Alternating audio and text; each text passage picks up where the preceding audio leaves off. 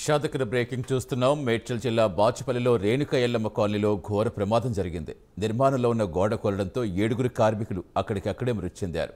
మరో 4 తీవ్ర గాయాలు కావడంతో హుటాహుటిన స్థానిక ఆసుపత్రికి తరలించారు. మృతులంతా ఛత్తీస్గఢ్, ఒడిశాకు చెందిన వారిగా గుర్తించారు.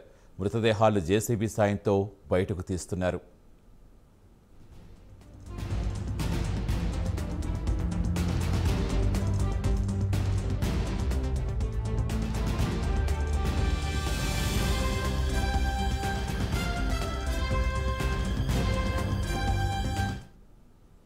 మేడ్చల్ జిల్లా బాచుపల్లిలో రేణుక ఎల్లమ్మ కాలనీలో ఘోర ప్రమాదం జరిగింది.